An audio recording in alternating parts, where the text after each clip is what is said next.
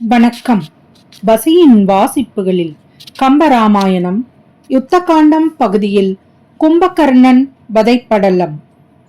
ஸ்ரீராமபிரானால் மகுடபங்கம் அடைந்த ராவணன் திக்கஜங்களுடன் போர் செய்த காலத்தில் அவற்றின் தந்தங்கள் பாய்ந்த தனது மார்பையும் கைலையை பெயர்த்தெடுத்த தோள்களையும் நாரதனும் போற்றும்படியான இனிய சாம வேதத்தை பாடிய நாவினையும் மாலை சூடிய 10 மகுடங்களையும் பரமேஸ்வரன் கொடுத்த வாளினையும் வீர குணத்தையும் போர்க்களத்திலேயே போட்டுவிட்டு இலங்கை நகருக்குள் புகுந்தான். ராவணன் இலங்கை நகருக்குள் பிரவேசித்த போது சூரியன் அஸ்தகிரிக்கு சென்று சேர்ந்தான்.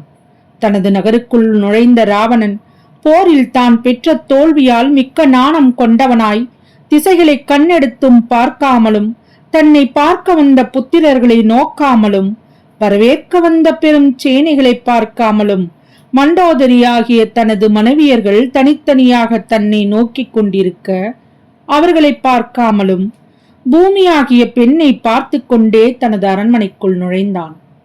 இலங்கையர் கோணைய சமயத்திலே தாமரை போன்ற முகமுடைய பெண்களின் கண்கள் எல்லாம் வாட்படை போல் வருத்தின. புத்திரர்கள் சொல்கின்ற வார்த்தைகள் எல்லாம் ராமபிரானது அம்புகளைப் போல் துன்புறுத்தின. வெற்றி மங்கையின் மேல் அவனது பார்வை படாததால் அவைகள் அவன் தோளை போல மெலிந்தன. அப்போது ராவணனின் நிலையை கண்டு அவனது தேவியர்களும் படைத்தலைவர்களும் சுற்றத்தவர்களும் அமைச்சர்களும் திகைத்து நிற்க அவன் ஒரு சிந்துர பொடி பூசிய யானை கொட்டாரத்தை சேர்வது போல தனது அரண்மனையின் உட்புறத்துக்கு சென்றான். அப்படி சென்றவன் நேரே அங்கே இருந்த ஒரு பொற்பீடத்தில் அமர்ந்தான். அவனுடைய நெஞ்சம் சற்றே வருத்தத்தை மறந்தது. ஆனால் அவன் மனம் பெரிதும் சிந்தனையில் ஆழ்ந்தது. சற்று நேரம் அவன் அந்த நிலையிலேயே இருந்தான்.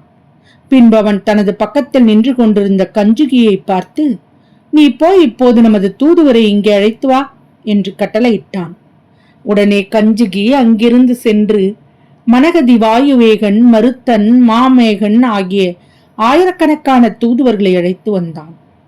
வந்து சேர்ந்த தூதுவர்களை நோக்கிய ராவணன், நீங்கள் நினைப்பதற்குள் பெரிய 8 திசைகளையும் கடந்து சென்று நமது அரக்க பெரும் சேனைகளை எல்லாம் விரைவில் அழைத்து வாருங்கள் என்று ஆணை பிறப்பித்தான்.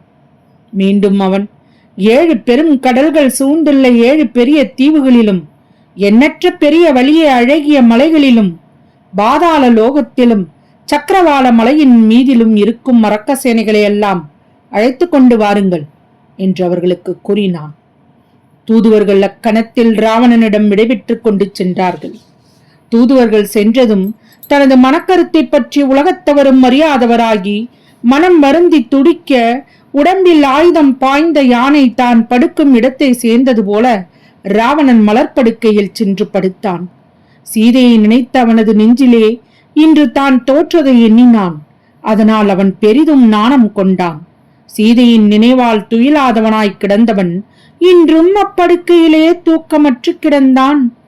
தனது நெஞ்சிலே நிரம்பிய அவமானத்தை வெளிப்படுத்திக் கொண்டு ராவணன் நெருப்பு போன்ற வெப்ப பெருமூச்சை வெளியேற்றினான். அவனது நினைவுகள் தரிகெட்டு ஓடின. தான் இன்று பெற்ற தோல்வியைக் கண்டு தேவர்கள் நகுவார்கள், மண்ணில் உள்ளவர்கள் எல்லாம் நகுவார்கள், தன்னால் வெற்றி கொள்ளப்பட்ட பகைவர்களும் நகுவார்கள் என்று அவன் எண்ணி மேலும் வெட்கமடைந்தான். சீதையின் நகுவாள் என்ற எண்ணம் அவனுடைய வெட்கத்தை இன்னும் அதிகமாக்கியது. அதனால் ராவணன் சொல்லென்னா வேதனை அடைந்தான். அப்போது ராவணனின் பாட்டனாகிய மாலியவான் அங்கே வந்தான். அவன் ராவணனது படுக்கையின் அருகே இருந்த ஒரு ஆசனத்தில் அமர்ந்தான். ராவணனை உற்று நோக்கினான். தனது பேரன் அடைந்த நிலையைக் கண்டு மாலியவான் அவனை பார்த்து, ஒரு பொழுதும் கெடாத தவப்பயனை உடைய ஐயனி, நீ ராமபிரானுடன் செய்த போரில் தோல்வி கண்டாய் என்று நினைக்கும்படி வருந்தி மனமும் தோளும் வாடினாய். போரிலே என்ன நடந்தது என்று கேட்டான்.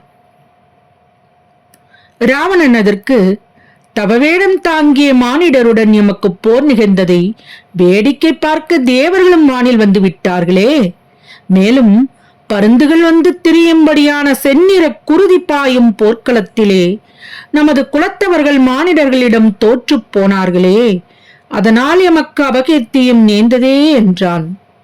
மீண்டும் ராவணன் மாலியவானை நோக்கி, பெரியோய், பிறையணிந்த முக்கண்ணனான சிவபெருமானையும் முதலாக கொண்டு மூவுலகத்தவரும் வந்து சேர ஒரு பக்கமாய் நின்றாலும் எனது பெரிய சேனையானது வில்லில் இருந்து புறப்படுகின்ற அம்புகளை உடலின் மீது தாக்குமாறு பிரயோகிக்குமானால் லக்ஷ்மணனுக்கும் எதிர்த்து நிற்க முடியாது. இளமையில் ராமன் எப்படி விளையாட்டாக கூனியின் கூனில் படுமாறு வில்லில் மண்ணுருண்டையை வைத்து தொடுத்தானோ அதுபோலவே மிக எளிதாக எனது கணக்கற்ற சேனை வீரர்களையும் கொன்றான். என்னையும் புறமிதியிட்டு ஓடச் செய்தான். அதற்காக அவன் சிரமப்படவில்லை. கோபம் கொண்டு பெரும் போரை செய்யவும் இல்லை. மேலும் அவனது பரணங்கள் குறித்தவராமல் கூட்டமாக பாய்ந்து குதிரைகளையும் யானைகளையும் வீரர்களையும் தலைகளை துறக்கும்படி செய்தன. அந்த அம்புகளுக்கு எதிராக ஒருவரும் ஒன்றும் செய்ய முடியவில்லை. அவைகள் எந்த உடலிலும் தடைபட்டு நிற்கவில்லை. ராமன் வில்லில் இருந்து புறப்பட்ட அம்புகள் உலகங்களையெல்லாம் புகுந்து செல்லாமல் ஊழிக்காலம் கழிந்தாலும் ஓய்ந்துவிடும் என்று சொல்லுவதற்கு முடியுமோ? நிச்சயம் முடியாது. அவனது அம்புகள் யுகாந்த காலத்தில் தோன்றும் நெருப்பை தீர்த்துவிடும். அவைகள் செல்கின்ற திசைகளையெல்லாம் தீர்த்துவிடும். அந்த அம்புகளை பற்றி தவறாக சொல்கின்ற வாயையும் தீர்த்துவிடும். அவற்றை பற்றி தவறாக நினைக்கின்ற மனத்தையும் தீக்கும்.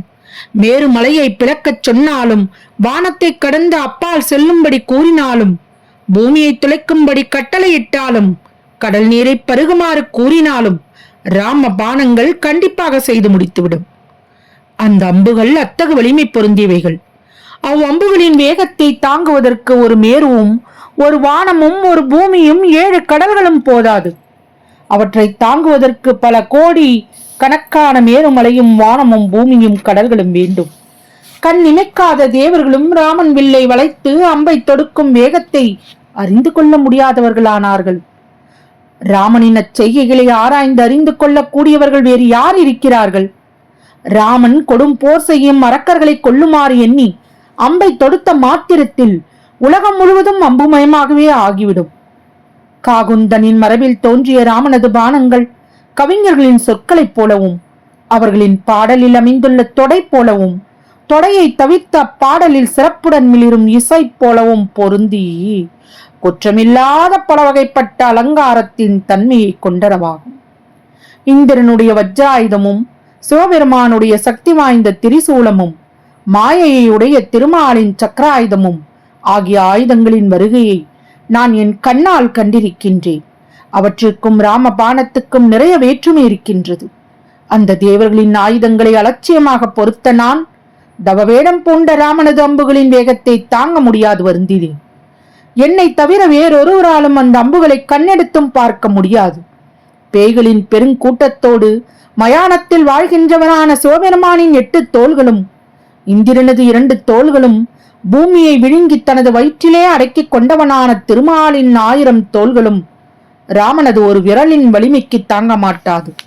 சிறப்புடைய வீரராய் இருக்கின்றவர் சிவந்த கண்களை கொண்ட பரந்தாமனாக இருந்தாலும் காத்த வீரியார்ச்சுனை ஒப்பவர் உள்ளார் என்று நான் நினைக்க பார்க்க மாட்டேன்.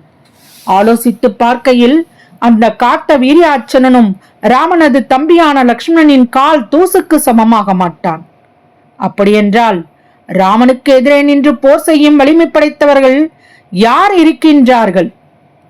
அப்பா, முப்புறங்களை எரித்தழித்த சிவபெருமானின் வில்லும் ராமனின் வில்லுக்கு முன்னே சும்மா கொல்லுவதற்கும் உதவாது. அந்த வில்லுக்கு ஒப்பாக சொல்வதற்கு வேறொரு பொருளும் இல்லை. வேதமும் ஒரு கால் பொய்த்து போகும். ஆனால் ஒருபோதும் ராமனுடைய வில் வெளிப்படுத்துகின்ற அம்புகள் தமது குறியில் இருந்து தவறாது. தொடரும்.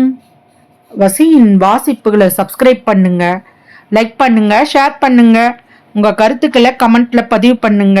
நன்றி.